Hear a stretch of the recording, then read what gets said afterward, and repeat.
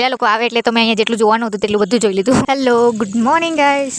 हमारी मम्मी को इग्नोर कर देना, वो मेरी वीडियो में आती ही रहती है. હું જાઉં છું ઓફિસ, પણ ઓફિસ જઈને 5 મિનિટ નહીં બેસી એટલે મારી ફ્રેન્ડનો ફોન આવ્યો છે, જવાનું છે વ્યારા. તો અમે નીકળી ગયા વ્યારા જવા માટે. એક તો મારા પાસે તો હેવી ડ્રાઈવર જ આવે. મારી ફ્રેન્ડ ગાડી ચલાવતા ચલાવતા મને ગાડ આપતી હતી કે તું 17 જગ્યા પર મને એક બી જગ્યાએ લઈ ગઈ કે એમ. મને જ કોઈ બીજું લઈ જાય, તમને લોકોને કેમ લઈ જાય. અડધે જતા તો ટેક્સ બી ભરવા પડ્યો અમારે. આ ટોલ ટેક્સ વાળા સર્વિસ સિરેલા બધા. વ્યારા ગયા એનો બ્લોગ નથી ઉતાર્યો મેં, ડાયરેક્ટ વડિયાનો બ્લોગ ઉતાર્યો. અહીંયા મસ્ત મહાદેવનું મંદિર છે અને મસ્ત સીન બી છે.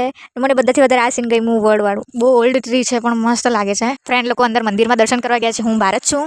અહીંયાથી આ ટ્રી મસ્ત લાગે છે. એકદમ મૂવીમાં કેવું ઓલ્ડ મંદિર પાસે ઓલ્ડ ટ્રી હોય એવું જ વાઇબ આપતું છે. અહીંયાથી ઉપર થોડક જાય એટલે બધા ફાર્મ છે ને પેલી બાજુ કદાચ નદી છે, નદી જશે ને. તો અમે આવી ગયા છે વાસ્કોઈ નેરે અને હવે જતા છે વેલણપુર.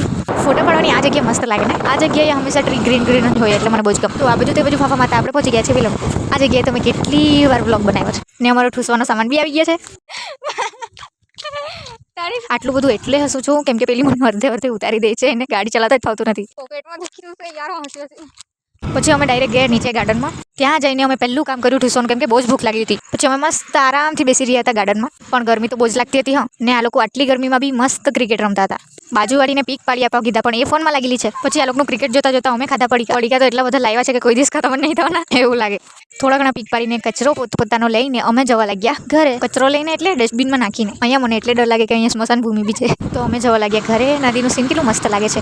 મળીએ કાલે, બાય.